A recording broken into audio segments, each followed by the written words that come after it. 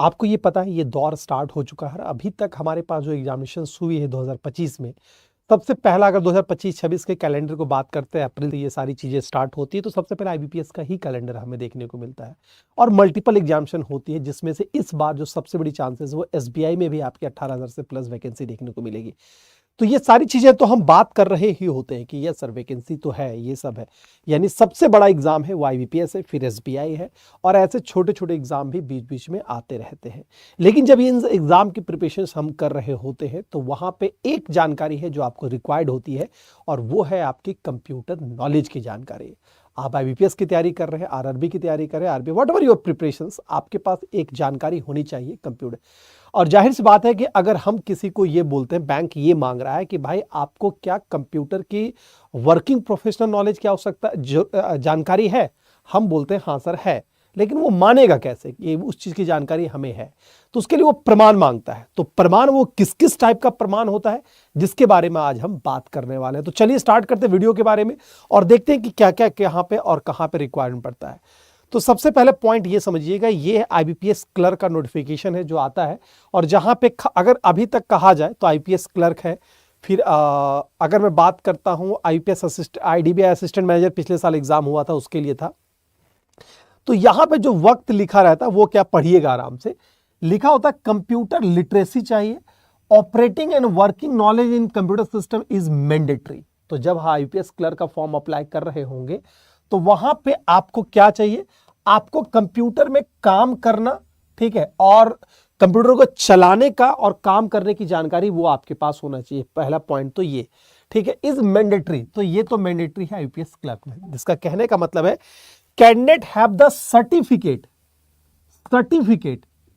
या तो डिप्लोमा या तो डिग्री इन कंप्यूटर ऑपरेशन या किसी language, should have studies computer information technology as one of the subject in high school, colleges और इंस्टीट्यूशंस।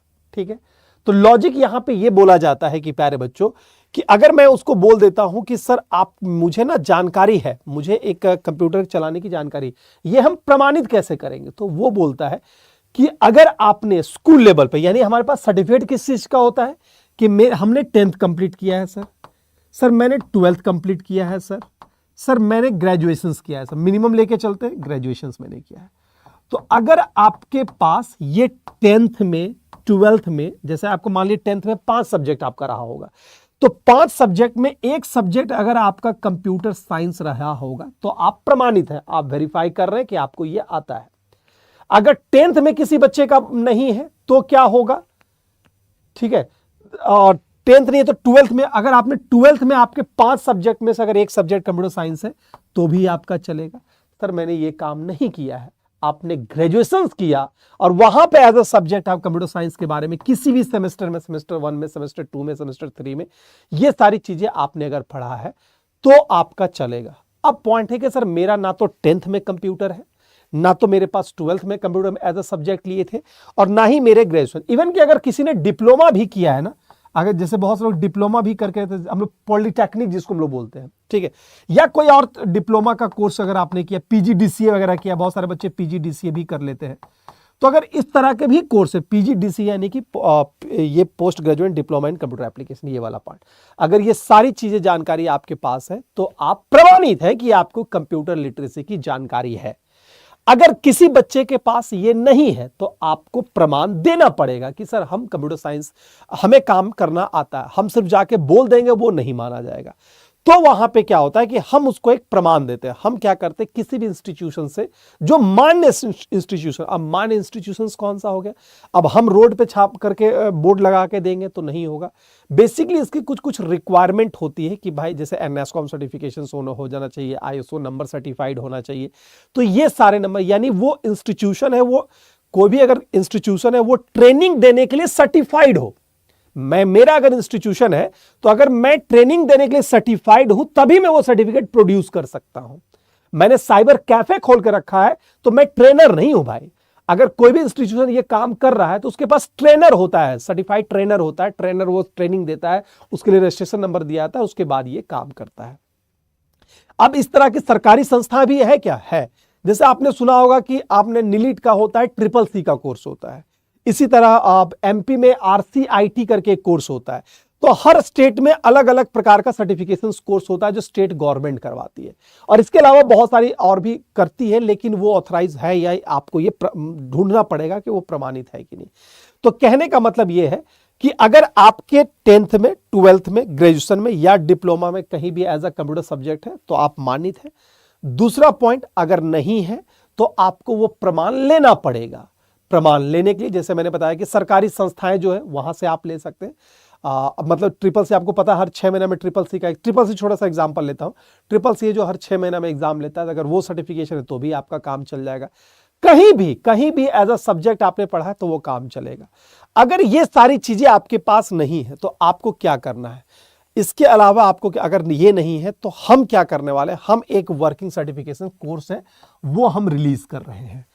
और इस कोर्स के बारे में क्या होगा कि इस कोर्स में हम आपको पढ़ा भी रहे होंगे, आपको पढ़ाने के साथ साथ आपको वो एग्जाम देना होगा। एग्जाम कंप्लीट करोगे उसके बाद इसका हम सर्टिफिकेट है वो हम लोग इशू करेंगे, इसका सर्टिफिकेट है वो हम लोग इशू करेंगे, ये याद रखिएगा। तो बेसिकली यहां पे यही हुआ कि हम आपको पढ़ाएंगे, पढ़ाने के बाद हम आपका एग्जाम लेंगे, एग्जाम की ट्रेनिंग कंप्लीट होगी और उसके बाद ये सर्टिफिकेट कोर्स है वह मैं आपके लिए रिलीज कर रहा हूँ। तो अगर आपके पास जो मैंने स्टार्टिंग में जो पॉइंटर बताया अगर वो आपके पास नहीं है तो आप इस सर्टिफिकेशन कोर्स के लिए काम में आप यूज कर सकते हैं। ठीक है, अगर नहीं है तो आप इसमें इसका लिंक आपको डिस्क्रिप्शन बॉक्स में मिल जाएगा, ऐप में भी इसका लिंक आपको दिया गया है। Point number 1। अब दूसरा पॉइंट आता है सर इसका जरूरत कहां कहां पड़ता है। तो थोड़ा सा सब एग्जाम के बारे में थोड़ा सा मैं आपको बता देता हूं कि कंप्यूटर सर्टिफिकेट के बारे में ऑलरेडी मैंने बताया कि कहां किस तरह का सर्टिफिकेट की आवश्यकता आपको पड़ेगी। Point number 1। दूसरा पॉइंट आपसे यह बोला गया है कि अभी जो अदर एग्जामिनेशंस भी लेती है तो जहां पे मैंडेटरी शब्द लिखा होता है ना, जहां पे मैंडेटरी शब्द लिखा होता है उस जगह पे उसकी आवश्यकता पड़ती है, और जहां पे मैंडेटरी सब्जेक्ट नहीं लिखा रहता वहां पे इसकी आवश्यकता नहीं। तो इन सारे कॉलम में ये वाला कॉलम, अगर यही कॉलम है जो मैं पूरा करता हूं, यही कॉलम है जो आपको पूरा करता हूं। ठीक है, तो अगर आपने हाई स्कूल कॉलेज वगैरह में है तो कोई इश्यूज नहीं है, नहीं है तो आपको जरूरत पड़ेगी। दूसरा IDBI में होगा। इसके अलावा अगर मैं बात करता हूं ऑफिस असिस्टेंट में, यहां पे डिजायरेबल है वर्किंग नॉलेज की, यहां डिजायरेबल है, डिजायरेबल यानी कि आवश्यक, मैंडेटरी नहीं है तो बहुत अच्छी बात है। अब ये डिजायरेबल और मैंडेटरी का थोड़ा सा अंतर मैं आपको समझा देता हूं। यहां पे 2 कैंडिडेट है, मान लीजिए एक विवेक पांडे है और यहां पे एक सुमन कुमार है जिसका सिलेक्शन हो गया। अब दोनों का इक्वल नंबर आ गया, दोनों का जब इक्वल नंबर आ गया तो किसको वहां पे प्रायोरिटी दी जाएगी, तो प्रायोरिटी दी जाएगी वैसे बच्चों को जो ऑलरेडी यहां पे जिसके पास वो सर्टिफिकेशंस हो गए, यानी कि जो कंप्यूटर नॉलेज का प्रमाण कर पाएगा प्रमाणित, तो वो उसको ज्यादा प्रायोरिटी दी जाएगी। नहीं है तो दोनों को बराबर है, लेकिन अगर दोनों जब एक तराजू पे आके बैठ जाएंगे तो उनको प्रमाणित किया जाएगा जिनके पास वो सर्टिफिकेशंस होगा। तो this is the point of view. ठीक है, ये एग्जाम कंप्लीट होगा 3 महीने के अंदर ये आपको सर्टिफिकेशंस इशू करवा दी जाएगी। एग्जाम खत्म होने तक कुछ तक आपको ये सर्टिफिकेशन इशू करवा दिए।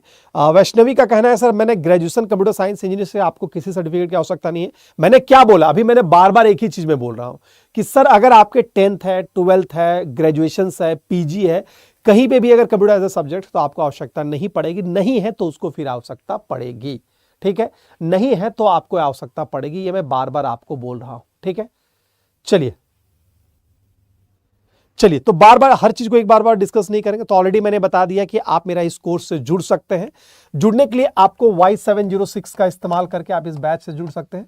अगर आपको किसी और तरह की क्वेरी है तो आप मुझे मेरा टेलीग्राम ग्रुप में जुड़ जाइए। इस कोर्स की फैसिलिटी है कि 20 आवर्स की क्लास सर्टिफिकेशंस को है, बेसिक ऑपरेटिंग मैं ही खुद क्लास लूंगा यहाँ पे।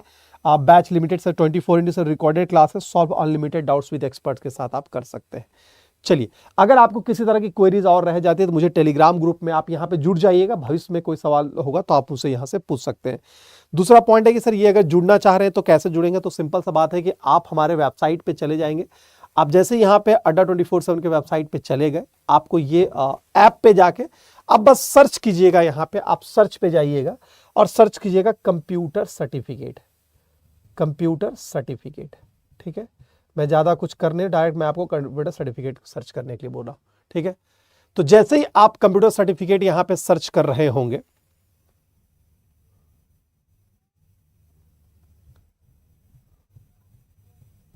ठीक है। तो जैसे ही आपको यहाँ पे कंप्यूटर सर्टिफिकेट, ये आपको सबसे पहले ही आपको दिखे, मैंने ज्यादा टेडियस नहीं किया, इजी बता रहा हूं। मेरे सर्च बॉक्स में जाएगा, सर्च किया certification course on working professional, ये जैसे जाएंगे ये वाला कोर्स आपको दिख जाएगा। 799 पे ये कोर्स अवेलेबल है। आपको बाय नाउ पे करना है और बाय नाउ पे जाके अब यहाँ पे जो भी प्राइजेस है उसमें और गिरावट आएगी अगर यहाँ पे कोड लगाते हैं Y706। तो जैसे ही अप्लाई करोगे ये कोड आपको एक्सेस होगा, 735 रुपया कोड लगाने से आपको ये मिल जाएगा।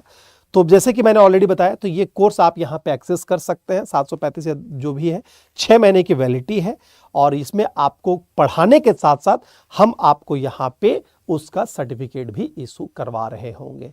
तो that is the summary of. मेरा टेलीग्राम का लिंक डिस्क्रिप्शन बॉक्स में दिया गया है, ठीक है। मेरा टेलीग्राम का लिंक डिस्क्रिप्शन बॉक्स में दिया गया है और साथ ही साथ आपको और क्या दिया गया है, मैंने बैच का भी लिंक मेरे डिस्क्रिप्शन बॉक्स में, आप किसी तरह से यहाँ पे जुड़ सकते हैं, ठीक है। बस इतना ये याद रखिएगा, जैसे स्टार्टिंग मैंने क्या बोला था कि अगर आपको अप्लाई करना है तो यहाँ पे, ठीक है। और कोई सवाल किसी को, और कोई सवाल किसी को, MCSIT भी है वो भी चलेगा। तो अरे यार एक ही चीज को बार बार आप क्यों पूछ रहे हो, मैंने स्टार्टिंग में इतने स्पष्ट तरीके से ये चीज आपको बता दिया, तो आपको किसी तरह की क्लियर यहाँ पे दिक्कत यहाँ पे आपको होनी नहीं चाहिए, ठीक है। तो बस यही ध्यान में रखिएगा कि अगर आपको इनरोल करना है, you have to apply Y706, ठीक है। That's it. चलिए तो अभी के लिए इतना ही रखते हैं, मिलते हैं फिर अगले वाले वीडियो में, तब तक के लिए गुड लक, गुड।